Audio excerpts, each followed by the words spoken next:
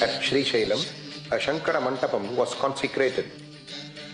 Memorial mandapas for Adi Shankara were constructed in many places all over India, including Rameshwaram, Tiruvadaimarudur, Kanyakumari, Kanchipuram, Rishikesh, Badrinath, Bangalore, Vishakhapatnam, Trayambaka, Prayag and Kurukshetra.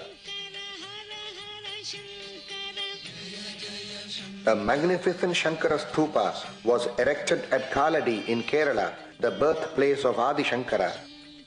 The sage of Kanchi told the members of the Vishwa Hindu Parishad, "You should have your units all over India and also guide Hindus living abroad." When the atomic scientist Dr. Raja Ramanna met him, he asked him to study Katyayana's Vartika and philosophy of Nagarjuna. At Sri Rangam, the Mahaswami suggested building of a new Gopuram on the old base. This was duly accomplished in the 80s by the initiative of His Holiness M.G.R. Swamigal of Ahobila Matham. The Mahaswami directed Kanchi Matham to financially help in constructing one of the tiers. This is now the tallest Gopuram in our country. At Tenampakam, Prime Minister Indira Gandhi came and sat in meditation in front of him when he was observing silence.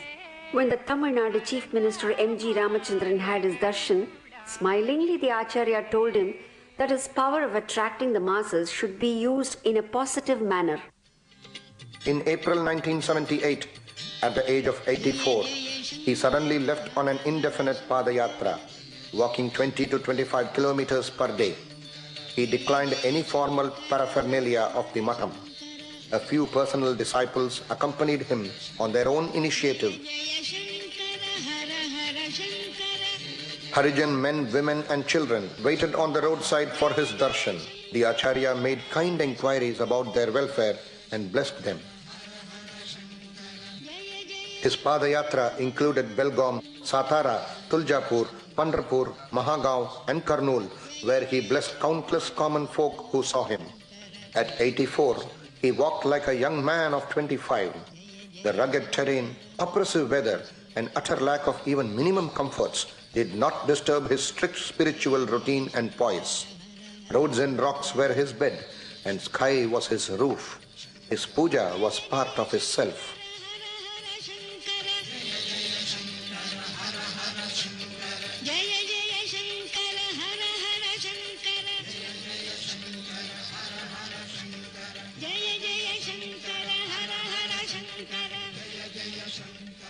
At Satara in Maharastra, a charming boy, Shankaran, had his first darshan of the Mahaswami and received his grace. In later camps, the acharya put special questions to him and was happy with his response. After one such meeting, the Mahaswami casually remarked that the Matham would soon have 3 Shankaracharyas. Shamanna, a hotelier with advanced cancer, offered a few lakhs of rupees at the acharya's feet at Satara to utilize it for some dharmic cause. His Holiness asked him to take the money back and form a trust for building a Utthara chidhambaram natraja mandir in Satara. The Kumbhabhishekam was done in 1985 by Sri Vijendra Saraswathy Swamigal. Even at the foundation stage, the Paramacharya gave a gracious command to another devotee, Dr. Padma Subramanya, a dancer and research scholar, to design a unique set of 108 Natya Shastra Karana sculptures, each with twin figures of Shiva and Parvati, to be fixed around the main shrine. They were sculpted in black granite by Muttayastapati. This historic project revives the Rashtriya Marga tradition common to entire Asia after a gap of 500 years, fulfilling the efforts of Swami Vidyaranya. May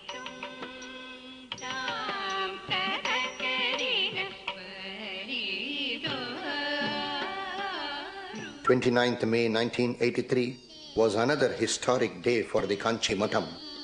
Charming 14-year-old Shankaran, whom the Mahaswami blessed at Satara, was initiated into the sannyasa order and designated as Pujya Shri Shankara Vijendra Saraswathy Swamigal the 70th Peethadipati of Kanchi Kamakoti Peetham.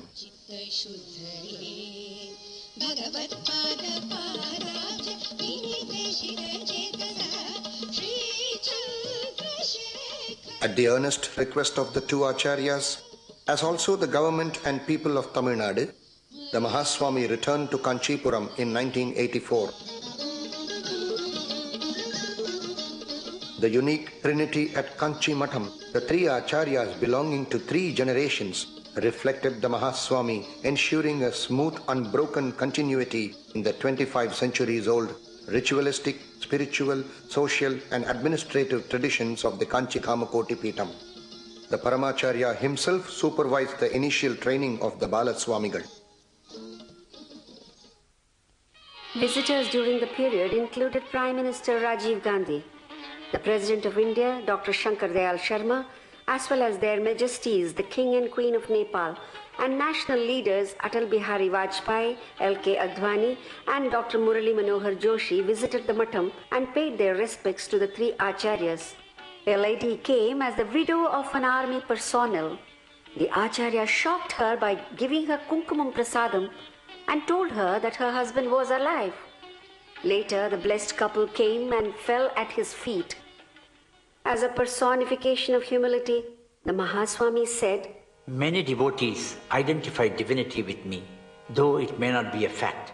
But perhaps they derive an inner feeling of communion with divinity due to their own dedicated perception." He was a picture of grace in everything, including his anushtana and puja.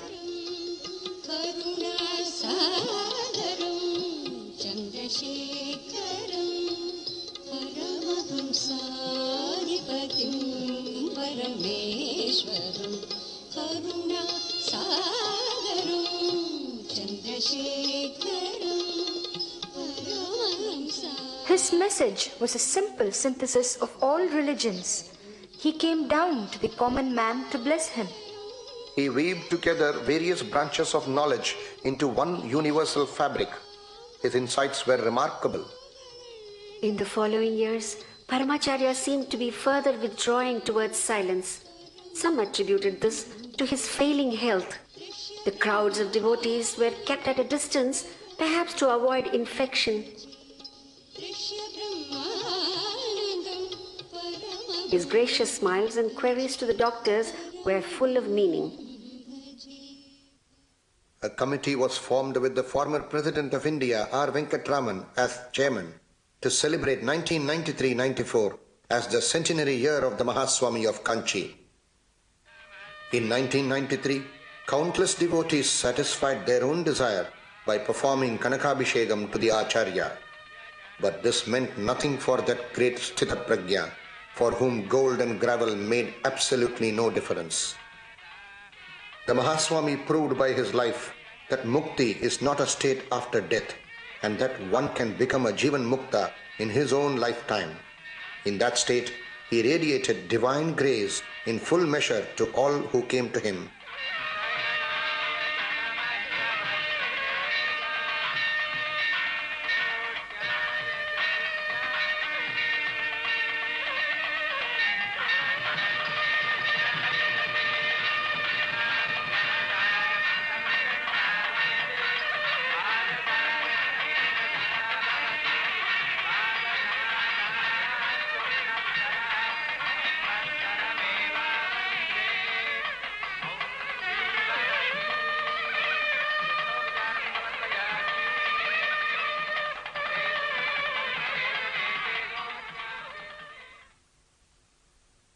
On 8th January 1994, the Mahaswami looked cheerful.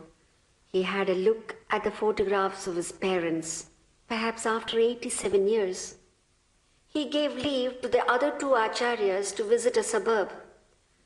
The greatest sage of the century, this magnificent moral monarch, glided out of his 100-year-old mortal mansion, out of his own decision, and merged with the infinite.